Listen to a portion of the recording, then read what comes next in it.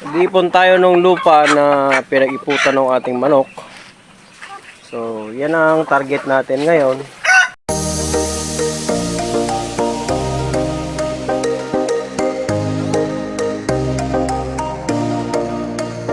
Hi guys, good morning, good afternoon at good evening sa ating mga viewers, subscribers at followers all over the world. So, maraming salamat sa patuloy nyong pagsuporta sa INS Farm Life.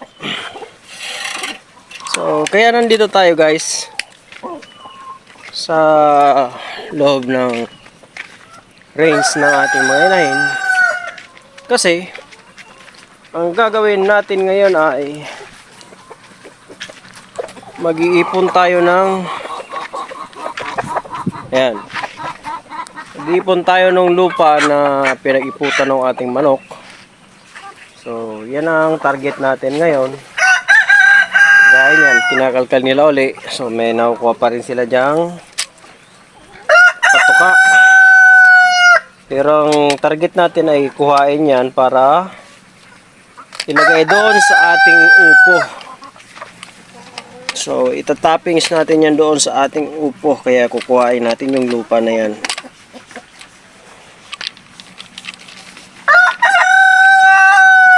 So kaya kukuhain natin yan gawa no, nasira na yung ating lambat. So kaya ayusin natin yung lambat. Pero kukuhain na natin yung dumi ng manok. Uy, sira pa yung tripod. Ayan. Kukuhain natin yung tae ng manok.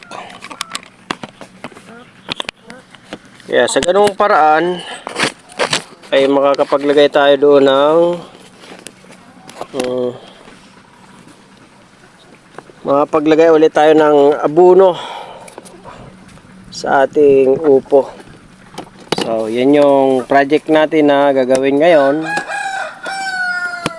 Dahil yung upo natin ay namumunga na. So ibig sabihin pag namumunga, kumukonsumo ng pataba. Pag kumukonsumo ng pataba, napupunta sa kanyang bunga at gumaganda yung bunga. So yan yung gagawin natin ngayon, ang magkalkal. So may katulong tayo ritong mga manok. May katulong tayo ritong mga manok. Nagkakalkal din sila. Naghahanap din ng foreign materials na makakain nila.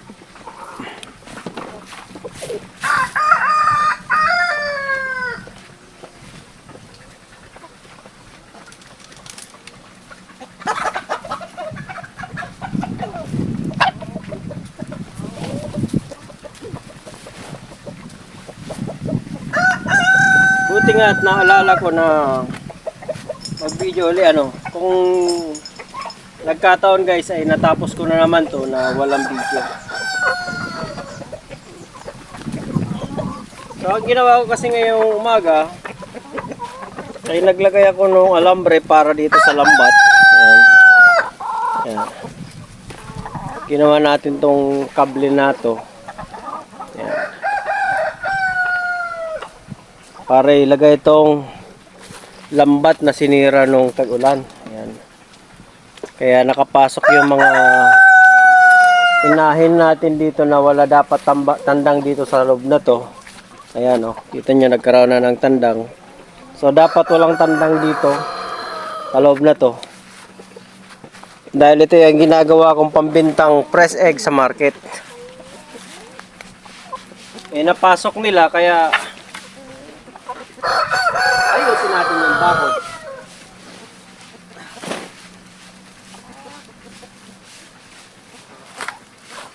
So ito guys, matagal na itong lupa na to. Kaya siguro mga 2 taon na mahigit ang lupang ito rito na hindi na gagalaw. Kaya ginagawang pantoppings doon sa ating mga gulay.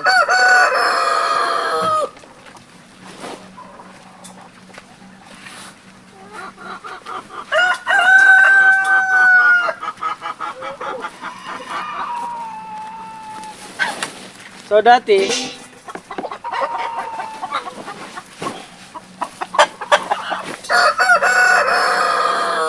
ang ginagawa dito ni Mrs. at saka ni Bayaw ay sinasauli lang nila doon sa loob ng kulungan ng manok. Yan. Yan. Sinasauli lang nila sa loob na yan yung galing dito sa labas. At nilalagay nila sa sako. Ayan, may sako dyan. Kaso, talagang hindi maiwasan ng kinakalkal ng manok hanggang sa mabutas yung sako. Pag nabutas na yung sako, wala na. Balik uli dito. Kaya gagawin natin ay kukuhain natin.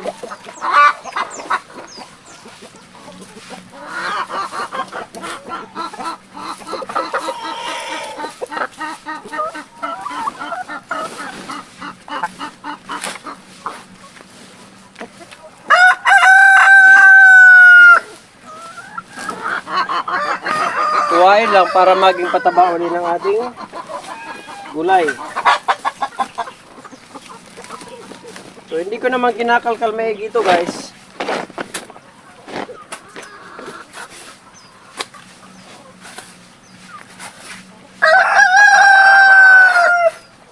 Pag naramdaman ko ng medyo matigas na, yun na yung lupa na dati niya. Pero kapag malambot pa, yun yung mga tayo ng manok na may kasamang damo o dahon na natuyo gawa ng akasya. Dahon ng akasya. Yan yung sangkap nila.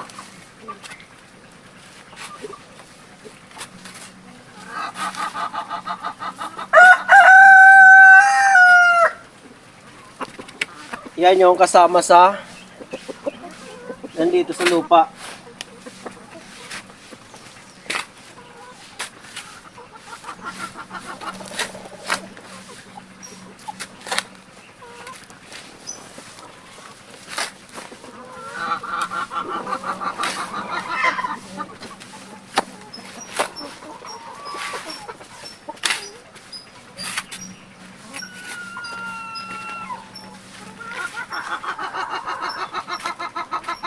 Now, kaya siguro dito, guys, yung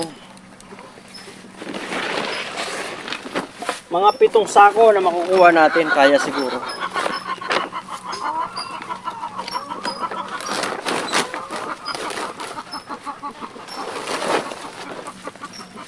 Kaya siguro 7 sako. Mabigat kasi yung nakukuha ko rito ng lupa.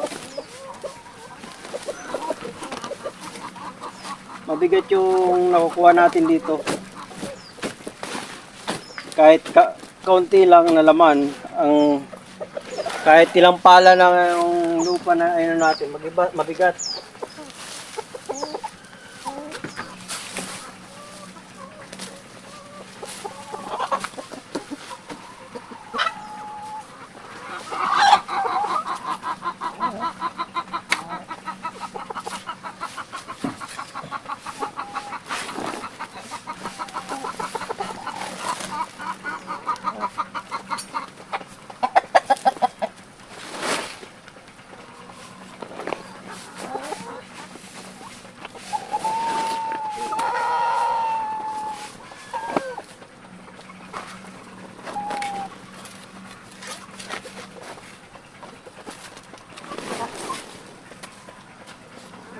Mabilis lang magagawa ng compost dito, guys.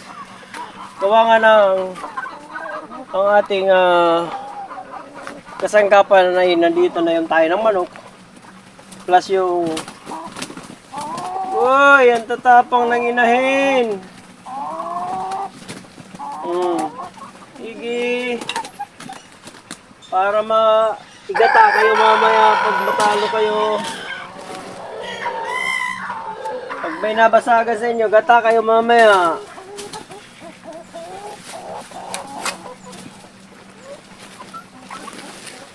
So, yan ang problema guys. Kapag yung inahin ay matatapang, nababasagan yung iba. Siyempre, pag nabasagan, alam nyo na, nababawasan yung mga itlog.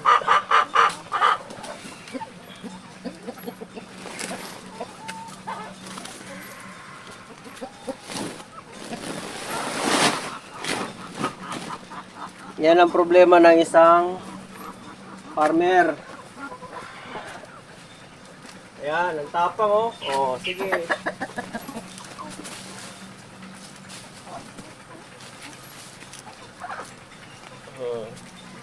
Takbo na.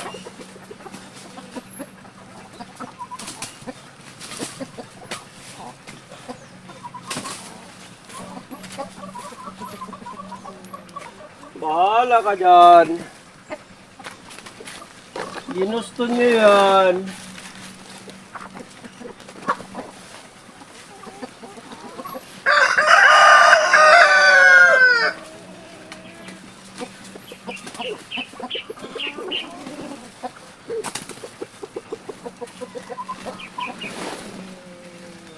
Sige lang. May papaya pa naman ako doon.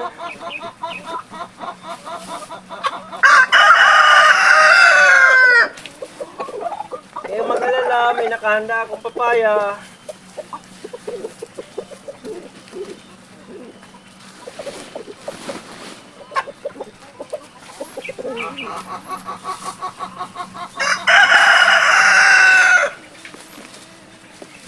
Alam nyo bang galing ako sa market kahapon at ako'y namili ng papaya.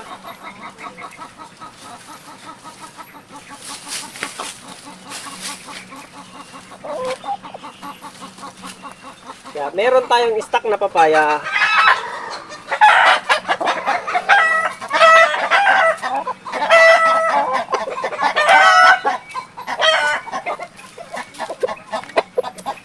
Kaya ang ulam ko kahapon ay isang tandang na 2 at 3/4 yung kilo.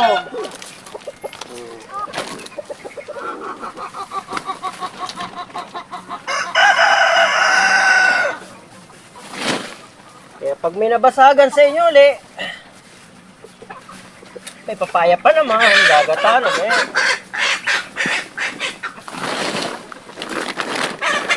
Di ba guys? Makakagata ulit tayo pag may nabasagan.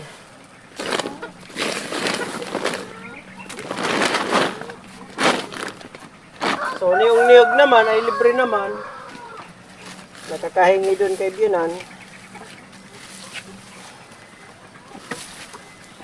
So, yung ginata ko nga doon sa ay 3 kabuo na niyog.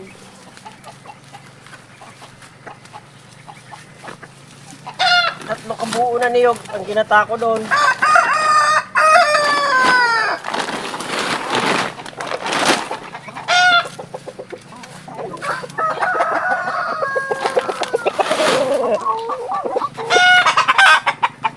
Doon sa tandang na ating ginawang ulam.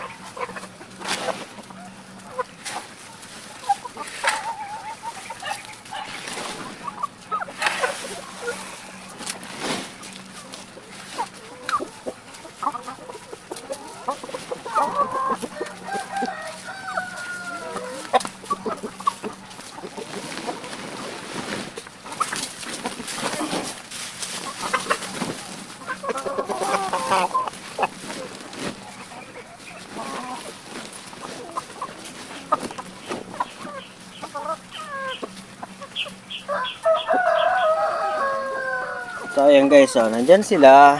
Pagka nandyan ako, oh, pag nagkakalkal ako, kakalkal din sila. Ayan.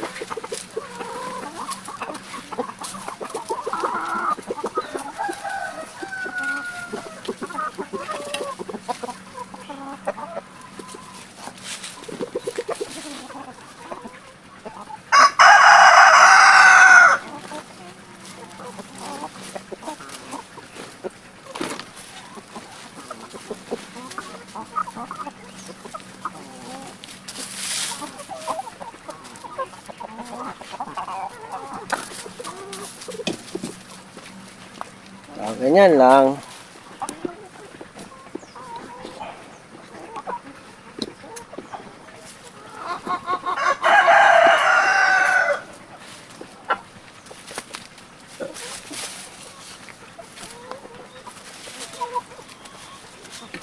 Kung nasan tayo, nandun sila.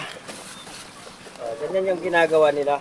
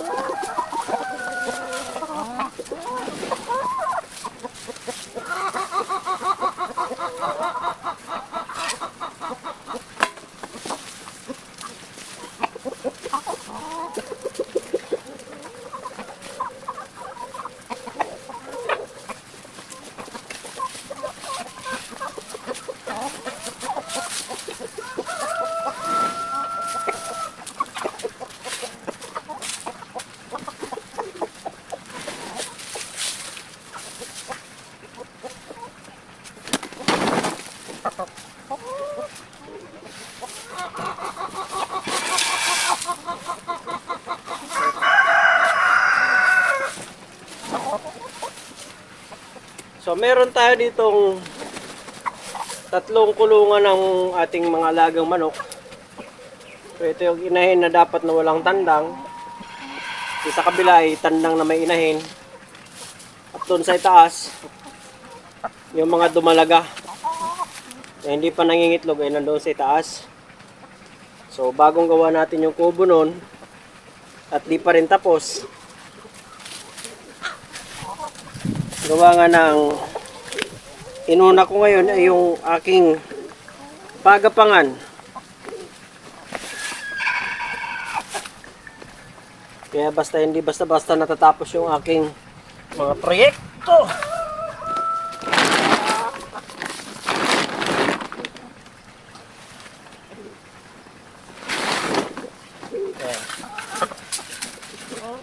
Nagawa tayo ng pagapangan dito ng upo at saka inaayos natin yung bakod. Gawa ng dumaang buwan, sinira ni Perdi yung ating bakuran, yung ating bakod. Kaya isa yun sa nakapagpabagal ng aking pag-aayos dito sa loob.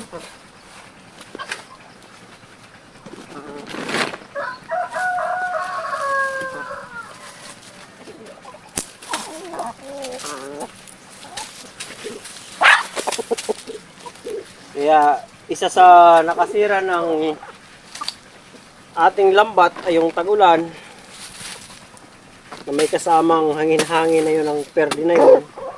So sila yung mga nakasira dito.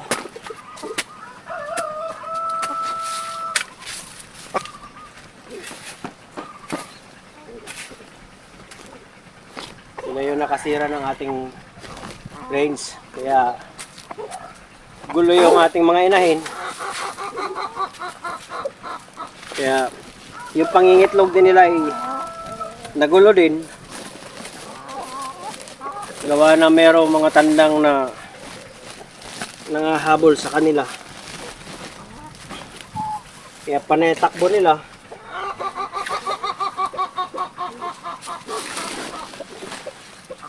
Kaya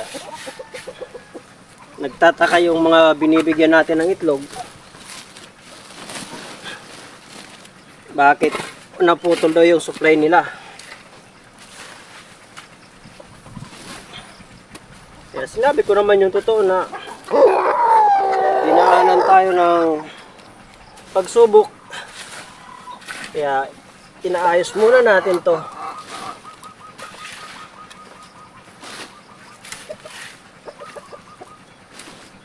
Pag natapos natin tong may ayos, makakapangitlog kung sila uli na maayos. Na walang nangangambalang tandang.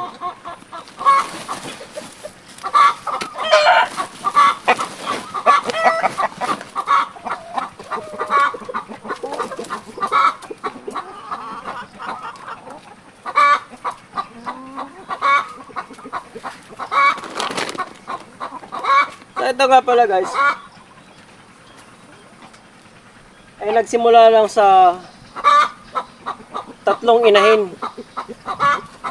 Tatlong inahin lang ang pinagsimulan nito. Saka dalawang tandang na magkaiba yung lahi. Pero yung mga inahin ay talagang ano sila, Rhode Island Red. Ngunit na crossbred lang sila gawa nung mayroong tayong tandang na Buff Orpington. Kaya kung mapapansin nyo, may mga Buff Orpington na kulay. At saka may mapusyaw na kulay brown. Yan yung mga Rhode Island Red talaga na lahi.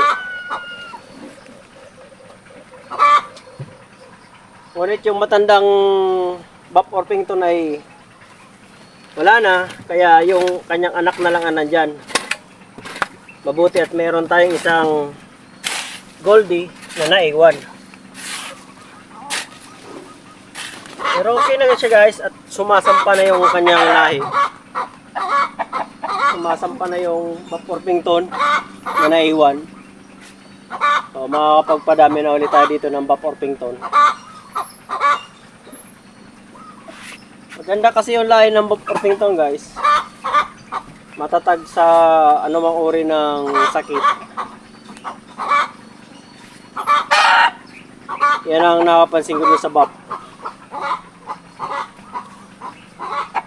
Ito kasing ibang Black Aslor, yung mga itim, medyo maliliit lang yung katawan guys. Para lang sa itlog talaga. Yung Buff naman ay para sa karne. Yan ang napansin ko.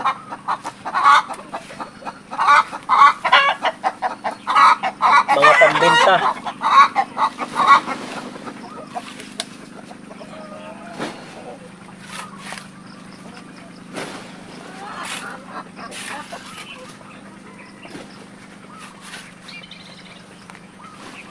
Pang meat purpose lang talaga guys yung Buff Orpington na ano.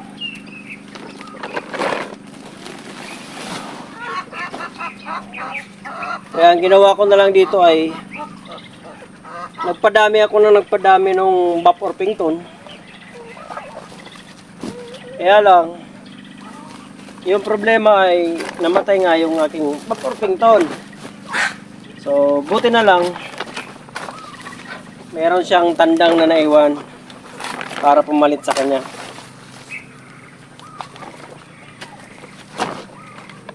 So dito kay sa amin ay mahirap makahanap nung Buff Orpington na tandang. Kung meron man, malalayong lugar. Punta ka sa ibang lugar para makakuha ka ng tandang.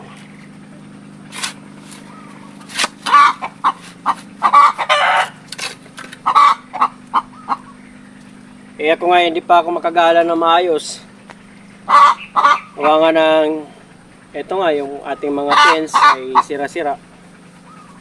Kaya hindi pa tayo makagala at makabili ng tandang na bago. Kaya yung nandito natin mga tandang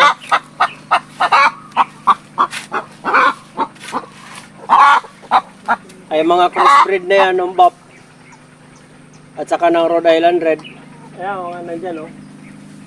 Kaya nito, sabi ko, Vapor Pington, tapos Black Astor, ang nanay. Yan ang labas. Abuhin.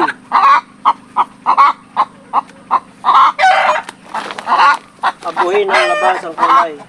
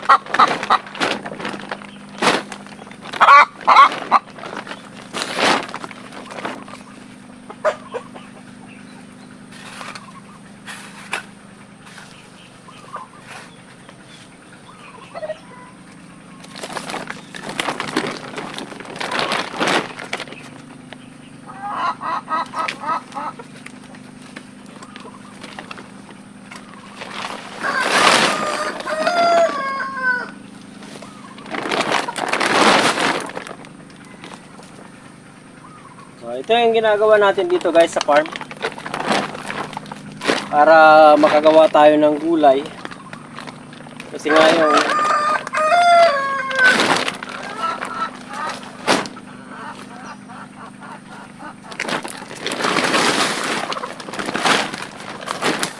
yung ating lupa rito ay clay.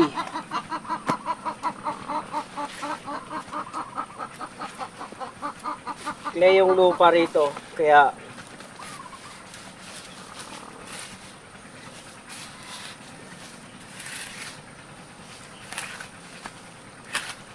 so dito, kasi nyo na maganda yung lupa rito sa ilalim. Gawa nga ng yung mga lupa na maganda doon sa ibabaw, bumababa yan dito. Dito na i-stack sa lugar na to. Kaya ito naman, nilagyan ko siya ng manok.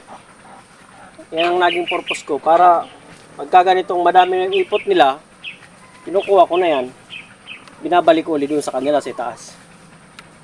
Yan nga lang, pag umulan naman, babalik din siya dito. So, ganun lang yung cycle ng dito ng lupa.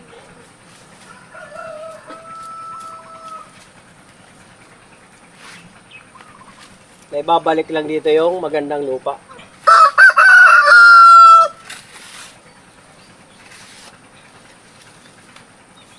Yun nga lang, naibabalik naman natin doon, mas magandang lupa. Gawa nga ng maipot na ng manok.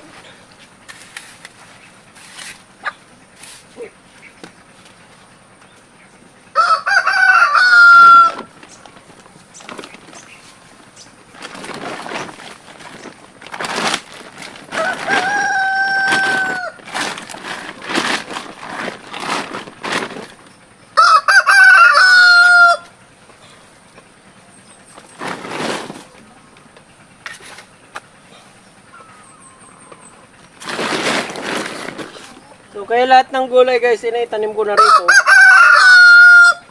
Ngunit lahat sila ay kinakain ng ating alaga mga manok. Maliban lamang sa upo, yun ang talagang hindi nila ginagalaw. Simula nung maliit yung upo, lumaki, hanggang ngayon ay namumunga na, hindi nila ginagalaw. Kaya yun ay ang upo na lamang ang malamang na itatanim ko sa itaas. Siguro, pag inabot pa dito sa baba na to, kapag medyo maluwag-luwag yung oras ko, baka magtanim din ako ng ilang puno dito ng upo.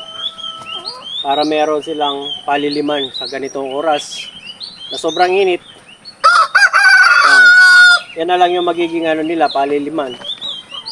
Yung dahon ng upo.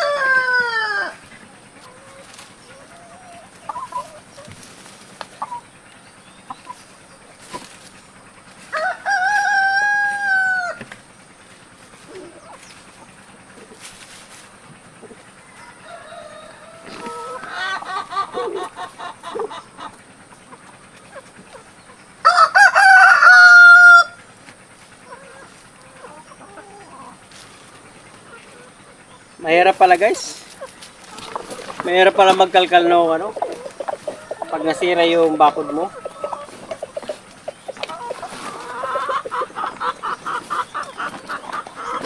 Akala ko dati, sabi ko, sige lang, lalagyan ko na ng palalagyan ng lupa. Pero ngayon na natambakan na ng lupa, ang hirap pala isaayos uli.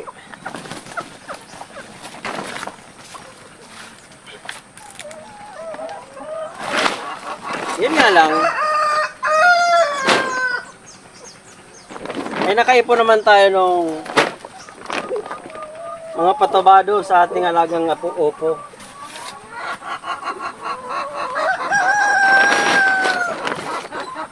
Yun naman ang kagandahan niya.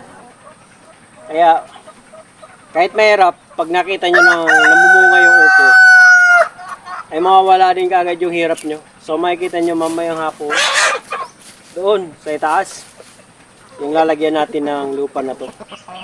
So tatapusin ko muna to guys.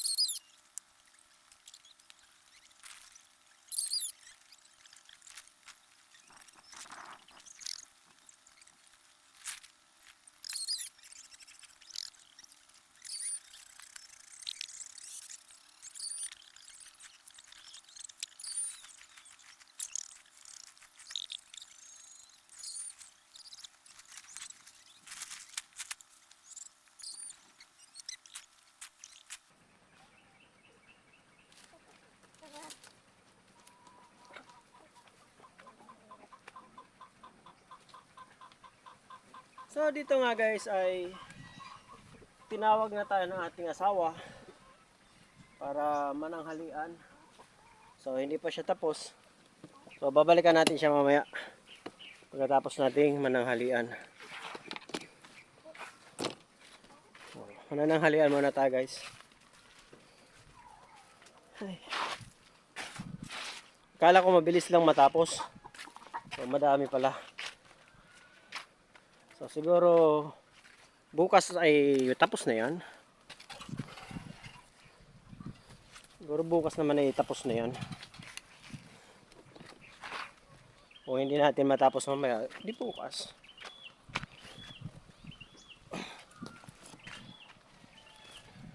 So mananghalian muna tayo. At tinawag na tayo ni Mrs. Kulot. Yun, doon pa naman sa babuyan. Papakain pa naman ng baboy.